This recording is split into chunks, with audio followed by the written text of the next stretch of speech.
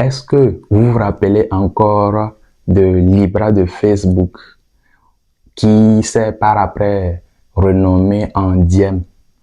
Et pour des raisons de régulation, le projet n'avait pas eu lieu. Tout le monde s'est cassé. Mais quand ça s'est passé comme cela, il y a bien évidemment des personnes qui développaient le projet. Tout le monde a cherché sa route et d'autres personnes sont venues dans le domaine de la blockchain. Et c'est parmi ces personnes-là qu'aujourd'hui nous voyons des projets qui vont commencer par faire même peur aux blockchains d'infrastructures que nous connaissons aujourd'hui. Aujourd'hui, je veux mettre la lumière sur le projet Aptos. Aptos qui est en train depuis plus de 3 mois que je suis ce projet, il ne fait que gagner de la popularité, vu un peu aussi les investissements qui ont eu à être faits sur ce projet. D'autres même disent que c'est le prochain Solana et même exagèrent en disant que c'est le Solana killer. Découvrons ensemble ce projet.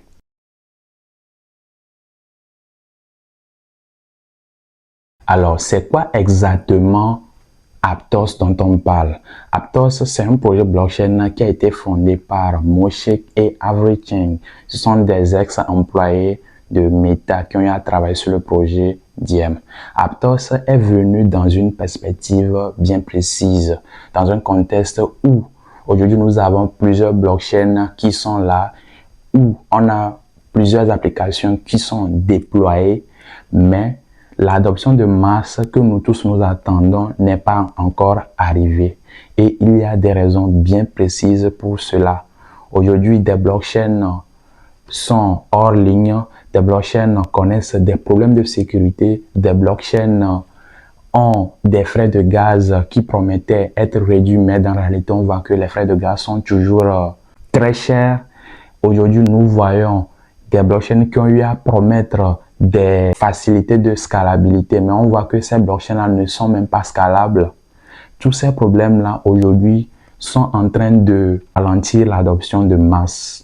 Donc, c'est dans ce contexte-là que Aptos veut venir aujourd'hui construire une infrastructure vraiment robuste qui va vraiment amener des milliards de personnes sur la blockchain pour vraiment bénéficier de ces applications-là et vraiment amener la blockchain un peu plus loin. Et franchement, le projet, comme je le disais depuis le début, il a connu un grand intérêt de la part des grands investisseurs. Le projet a reçu pour se développer un financement de la part des grands investisseurs comme FTX Ventures, Circle Ventures, et donc MBZ derrière, Jump, Three Arrow Capital et tout ça là, qui ont eu à financer le projet de plus de 350 millions de dollars. Donc un projet qui suscite énormément l'intérêt des grands investisseurs. Alors, comment est-ce que Aptos fonctionne concrètement? Déjà, ce qu'il faut savoir, c'est que Aptos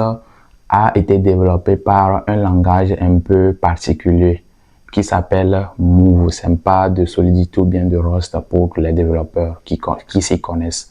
La particularité de ce langage, c'est qu'il permet une vérification un peu plus formelle des smart contracts pour les développeurs. Donc, on n'aura plus vraiment envie de faire encore des audits. Pour ceux qui connaissent un peu le projet Tezos, il y a ces similarités-là avec le langage de programmation Michelson aussi. La blockchain de Aptos est une blockchain qui est sur le Proof of Stake, plus précisément le Byzantine Fortress Proof of Stake, c'est-à-dire que c'est un réseau où quand il y a des fautifs ou bien des malveillants qui veulent tromper le réseau, on peut les éliminer et continuer le fonctionnement du réseau, ce qui va permettre déjà que le réseau ne sera pas offline comme on voit beaucoup de blockchains aujourd'hui.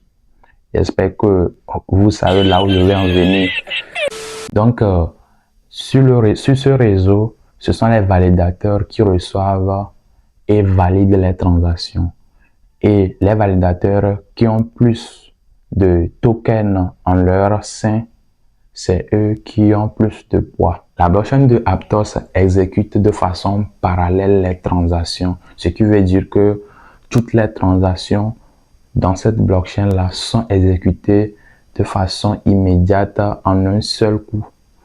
par rapport à d'autres blockchains où on voit des exécutions séquentielles de transactions. L'avantage avec l'exécution parallèle de transactions, c'est que ça permet de rendre plus rapide les transactions.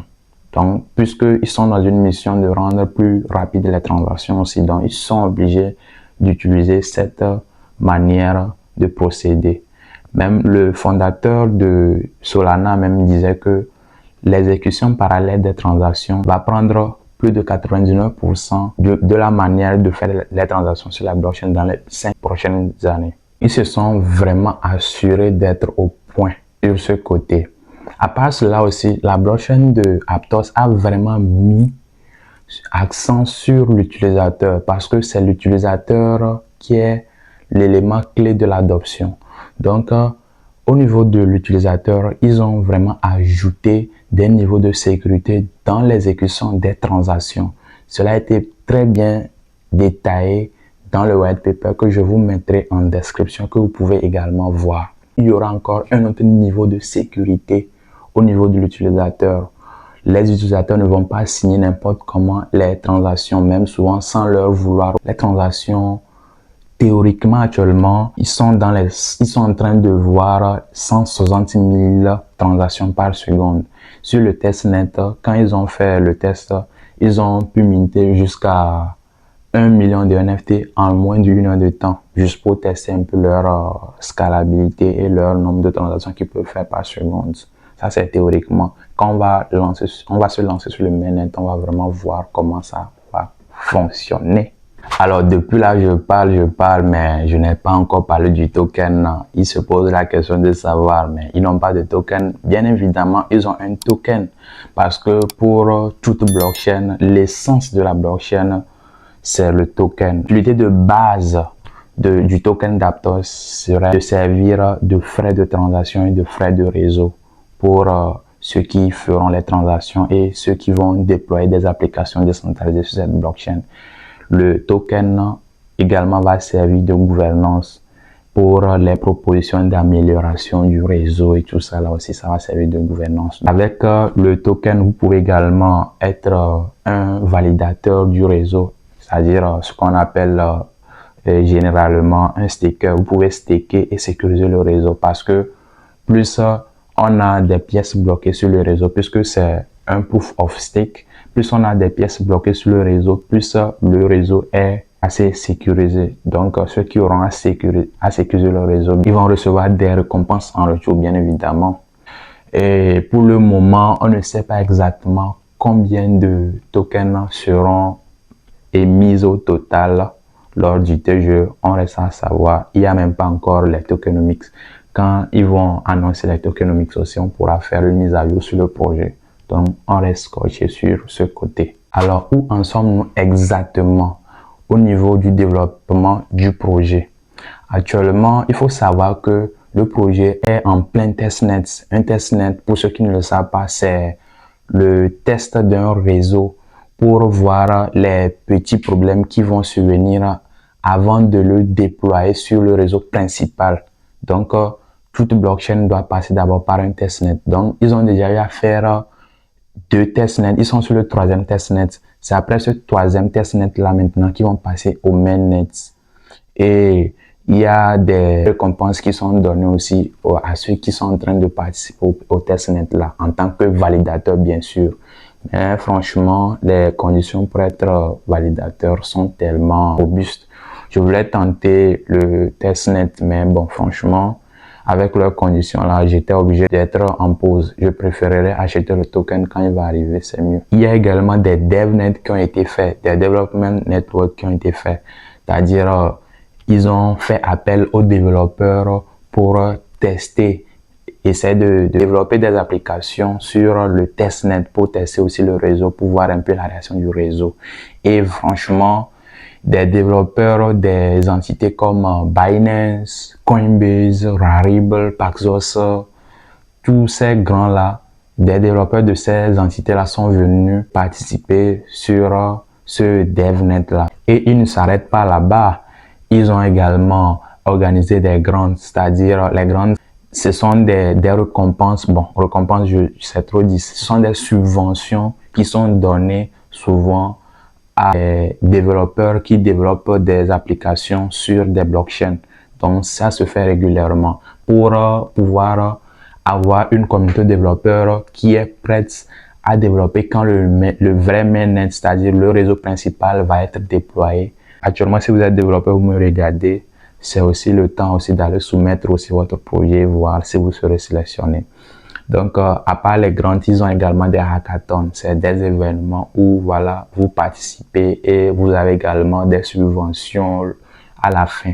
Donc, ce sont des choses comme ça qu'ils sont en train de faire dans leur développement. Et la question principale revient toujours. Est-ce que Aptos est un Solana killer? Moi, ma réponse est catégoriquement non. C'est vrai que Solana, il y a le collègue du cofondateur de Solana qui a quitté Solana pour venir être le directeur des écosystèmes de Aptos Lab. Mais ça ne change à rien le fait que ça va tuer Solana. C'est vrai que Aptos a levé 14 fois plus de fonds que Solana à son début, parce que Solana à son début a levé seulement 25 millions de dollars. Mais Aptos a levé jusqu'à 350 millions de dollars. C'est vrai que tout ça là, il y a ça, mais Aptos n'est pas un Solana killer. Mais avant de finir, je reviens un peu sur quelques inquiétudes que j'ai eu à remarquer sur le projet. Dans mon introduction, je disais que les fondateurs du projet viennent d'un projet qui était déjà mort. Donc, il y a un passé qui est en train de suivre le projet. Si la plupart des personnes commencent à insister sur ce point, est-ce que sur le long terme, les gens seront vraiment confiants sur l'adoption du projet? Point d'interrogation. La deuxième inquiétude, c'est au niveau d'une affaire de justice. On ne sait pas quand est-ce que ça pourra peut-être, qui sait, par après rejaillir aussi, et ça peut donner un coup sur l'avancement du projet. Parce que Gazler, l'investisseuse qui était avant la création de Aptos, qui était avec Moshe, le fondateur de Aptos, ils étaient dans une société ensemble où la dame avait confié à Moshe plutôt de chercher des startups blockchain à acquérir. Mais le fondateur de Aptos, lui, le gars, lui, il était allé dans un corner et puis lui, il a commencé par développer son projet et il cherchait des fonds d'investissement pour venir investir dans son projet de façon secrète. Quand l'investisseuse a découvert cela, alors elle a vu que Moshek n'a pas respecté ses engagements. C'est devenu maintenant une affaire de justice il y a de cela quelques mois. Mais bon, on ne sait pas quand est-ce que ces torchons aussi pourront sortir. La troisième inquiétude que moi je vois, c'est au niveau aussi d'une potentielle centralisation. Si vous vous rappelez bien, je disais quelque part que si vous êtes un validateur sur le réseau, si vous avez plus de tokens stakés, vous avez plus de poids dans le réseau, est-ce que ça ne va pas amener des entités à vouloir acheter et à vouloir contrôler le réseau? C'est ces petites inquiétudes-là que je vois aussi, parce que aujourd'hui, l'objectif aussi dans le domaine de la blockchain, c'est pas de suivre des projets pour les suivre. Aptos, je suis le projet depuis plus de 3 mois maintenant. Je suis vraiment excité par le projet. Mais il y a aussi des inquiétudes. Il ne faut pas fermer les yeux sur ces inquiétudes-là. Mais malgré tout, moi, je reste optimiste sur ce projet-là. Il est tellement grandiose parce que je rappelle que ce sont des investisseurs aussi de Solana qui sont sur ce projet et vu aussi le développement qui est en train d'être fait sur le projet depuis plus de 3 mois que je suis le projet, franchement, ça vaut la peine de garder un œil sur lui. Et c'est la raison pour laquelle même que j'ai fait la vidéo sur la chaîne. Donc, n'hésitez pas à vous abonner également si vous voulez plus de mises à jour et aussi d'autres projets aussi dans cette niche. Si vous avez aimé la vidéo, un pouce bleu, ce n'est pas de trop. Et si vous voulez également voir comment vous pouvez gagner jusqu'à 100 $ en faisant des recherches, vous pouvez cliquer ici. Et si vous voulez voir comment gagner des cryptos en marchant, cliquez ici. C'était Satoshi Printa. À la prochaine.